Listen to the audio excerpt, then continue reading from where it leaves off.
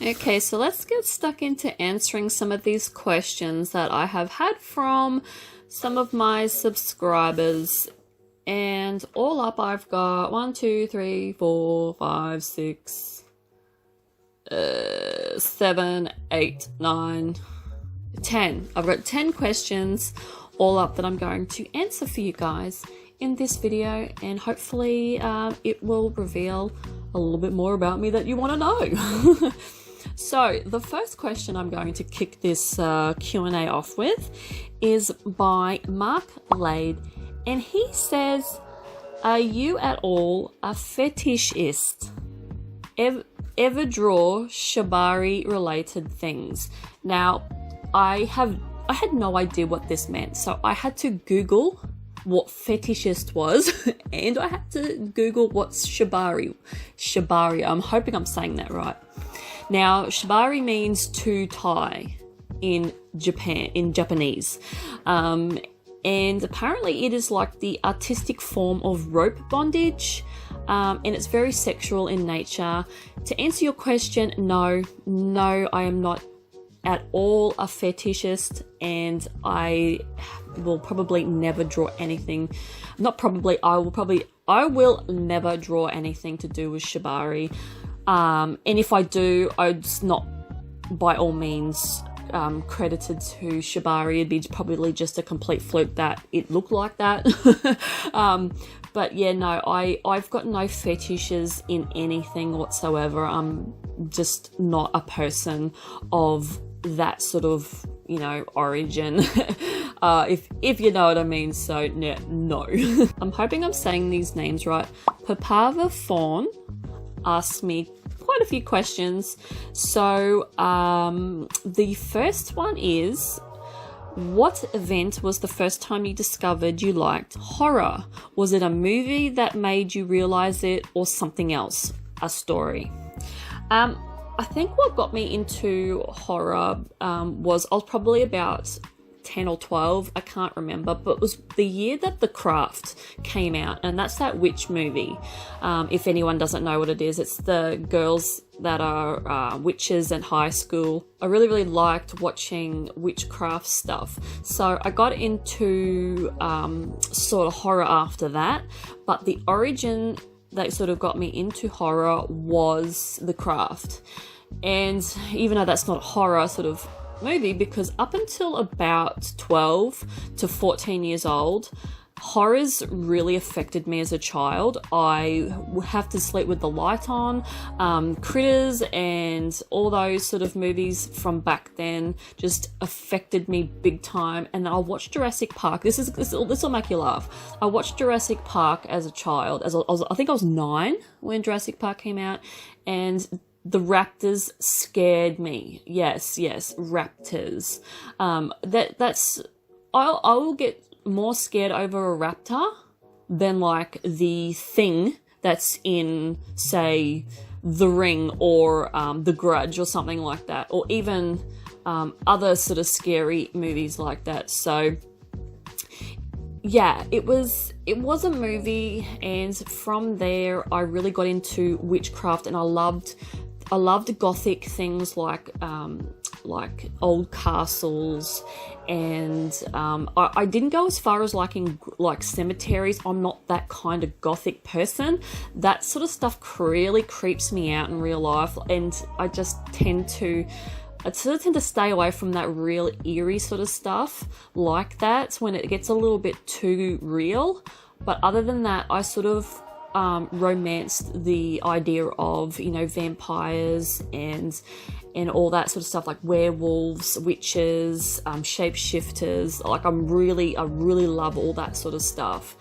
And Buffy was a TV show that really got me into the demon side of things. So I used to love watching Buffy the Vampire Slayer.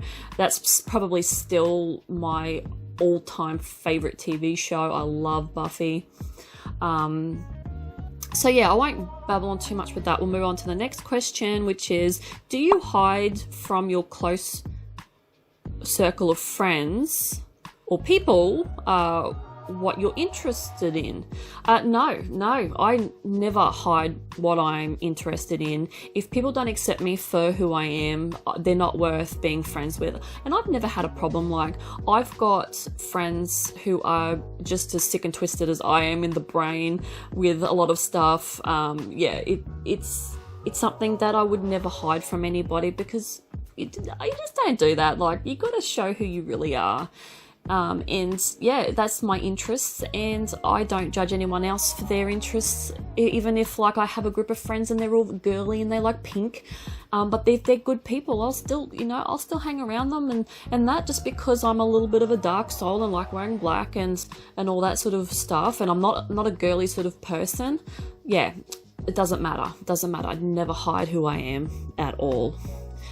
Do you like supernatural or true crime? I love supernatural stuff. It does freak me out at times, and I get really scared when I watch, like, your Ghost Hunters and all those sort of shows, but I love watching them. In true crimes, I have a bit of an issue with seeing dead bodies, like, on TV, and I've never seen one in real life, and I don't think I would probably cope with seeing a dead body in real life. But yeah, true crime, not so much. When it starts getting real, that's where it starts to lose me a bit, because, I don't sort of gravitate to real scenarios like that, where it's like something like that's happened in real life. It's more of the fantasy of things that sort of grabs me in the dark genre more than anything. If it's real life stuff, yeah, I sort of get a bit, yeah. And do you like taxidermy? No, I will never ever have one that was once a living animal stuffed and mounted on a wall, or even just shown like as an ornament. I cannot sway to taxidermy. It's too creepy for me. My partner's brother, he loves it. He likes to go shooting, and he's got deers mounted on his wall. I know he's got one mounted, and I don't like it. I just don't like it. I love animals, absolutely adore animals, and I can't see them like that. So, yeah, no. Next question.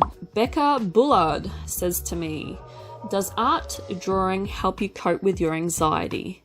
Is that why you started drawing? No, I started drawing because I liked it, but it, honestly, art in general, drawing, absolutely 150% helps with anxiety and helps with coping with anxiety and depression. And when I go through my really bad bouts of anxiety and depression, when I sit down and I draw something, that's all I'm thinking about. I am not thinking of anything else, because my brain is fully invested in doing the piece that I'm doing, and it gives me peace. That's exactly what it does. Drawing and doing art and painting gives me that moment of peace where I am not thinking of anything other than what I'm doing. And yeah, it definitely does help me cope with times of anxiety. But as for if it's the reason why I started drawing, no, I just really enjoy drawing. I really enjoy creating things. I just love seeing something that's popped into my brain and is on paper, and that is just the coolest thing ever. Next question by Charmaine Holloman. She says, congratulations. Thank you, Charmaine. Do you have any tattoos? Yes, I've got 4 of them. I've got one. I've got a gargoyle on my left hip, where my hip bone is. I got him done when I was about 21. So that tattoo is about 14 years old, and it's quite crappy now. It looks like shit. So yeah, I got a gargoyle because I love gargoyles, and I put that on my body because I wanted something as a protector, because gargoyles are known for protecting, you know, buildings when they're mounted on buildings and that. So that's why I got that tattooed on me. My right hip, in the same spot around the hip bone, has a skeleton dragon, which is completely just bled into my skin now. It looks awful because it's the same age. It's about 14 years old, and it's actually holding a heartogram, which is from my favorite band in the whole wide world, and I'll get to that in another question. So yeah, it's holding a heartogram, and it's sort of ripping out of my skin, but it looks terrible now. The next tattoo that I got after that, which was about when I was about 25, I got Chinese writing down the back of my spine. So it's from the bottom of my neck, so the larger ball in your spine, and it goes to about probably halfway down my shoulder blades, and the Chinese writing says mother and father, and I'm hoping that the tattoo artist didn't jip me and put something else on it. I'm hoping it says mother and father, so I had to put my full trust in the tattoo artist. And the fourth tattoo that I have is a massive one. It took me 3 sittings to complete at about 3 hours per sitting, and it is of Jack and Sally in Halloween Town dancing through the streets with Zero, and it covers my whole left side of my back. So it's quite large, and it was very painful, and that's the last one that I got. I only got that tattoo done about 7 years ago, and it's still okay at the moment. It's sort of bleeding a little bit out. It's like my skin tends to, for some reason, spread the tattoo lines, and they sort of bleed out a little bit, so they're gonna not look good in the next 20-30 years. So don't regret them though, but yeah, that's about it. I'm not sure if I'm going to get any more other tattoos. I'm sort of wanted to complete the other side of my back and have the last lines of Nightmare Before Christmas that says we are simply meant to be, but I haven't gotten back to the tattoo artist for that, and as it is now, I really can't be bothered, and that's probably the biggest thing, is I'm just too lazy to book that appointment to get that tattoo finished off. Next question is from Violet Connie Art, and she says, congratulations. Thanks, Connie. She says, when did you first start drawing your weird and wonderful creepy art? Probably at the age of 12. Yeah, I started very young, and yeah, started to draw some very questionable things then. And then as I went through high school, I had my art teachers like to avoid me because they thought that I was something wrong with me. Yeah, they really thought there was something wrong with me. I only ever had one art teacher that really enjoyed what I drew, and she was quite a posher lady, and she was really nice, and she saw through the warpedness and gave me really good marks, and then she left, and then I was stuck with horrible art teachers that didn't understand me again. Next question is from Bug. Can you try some relaxing music? No. Next one is just a comment. Boring.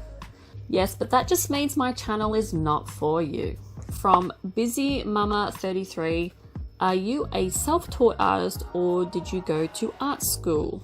Any tips for a 36-year-old mum learning to draw? Nope, definitely did not go to art school. I have taught everything that I know myself, and that's just by practicing and watching YouTube videos, or just watching other videos from, like, say, Skillshare or anything like that. But most of it was just sitting down and drawing. That was it. Just teaching myself how to do things. Back in the earlier days when I was like early 20s, I did like to copy pictures, complete pictures, instead of drawing my own stuff, which I did draw a lot of my own stuff, but I did like to sit down and draw other people's stuff and try and nail what they'd done and get it as accurate as possible to them. And then I sort of knew I was on the right track with doing stuff like that. But probably the only thing that I can suggest is just get books. It depends what you want to draw too. Like if you want to draw people, I would definitely get a book on anatomy. And if you want to draw like monsters, I would definitely suggest studying insects and aquatic life, because what monster drawing is all about is basically mashing animals that already exist together with other elements of what would create a monster. And yeah, it just depends what field you like. If you like drawing flowers, and they go sit out in the garden and draw what you see. Drawing from real life is probably the best thing that you can do to improve, really, before anything else. Hopefully that helped. Next question is also by Busy Mama 33. Do you sell prints of your work? Not as yet, because I feel as though I'm not ready to sell any of my work as a print, because I feel as though they're nowhere near polished enough to sell as prints. I feel as though I've got a lot more to learn before I do that. But it will happen. It will happen eventually, just not right now, until I start to become sort of really happy with the direction I'm going in with art. And the final question is from Kerry F. Oh my god, congratulations, so awesome. Thank you, Kerry. What's your favorite music? What motivates you to complete an artwork? Well, my favorite kind of music is gothic rock or symphonic gothic metal. Most of my favorite bands are from Europe somewhere, like Finland and the Netherlands, bands like that. Like my absolute favorite band is Him, which is His Infernal Majesty, and it's fronted by Ville Valo, he's just hot. That he is just a rock god in my eyes. So yeah, that is my favorite band. That's the reason why my tattoo on my right hip, the dragon, is holding a heartogram, because that is the symbol for the band. And yeah, I like all that sort of stuff. I do like heavier stuff. I am really enjoying the Bad Wolves at the moment. Their album is just awesome. I do like heavier stuff. There are certain Cradle of Filth songs I like. I like Kill Switch Engage. I like Bullet for My Valentine, and Avenged Sevenfold. All that sort of music, I just absolutely love. Probably my second favorite band in the whole world is, believe it or not, it's actually a Christian rock band in America called 12 Stones. Absolutely love 12 Stones. Yeah, they've just got really good music.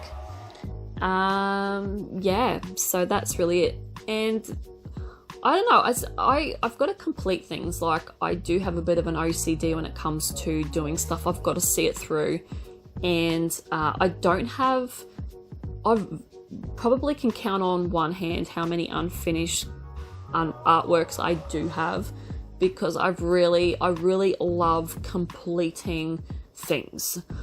So that's basically all my motivation is to just, I've got to see things through. I've got to see the project through.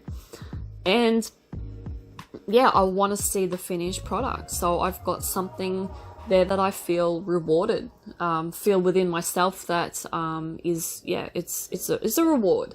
It really is a good feeling when you complete something and you know that you've spent a lot of time on it.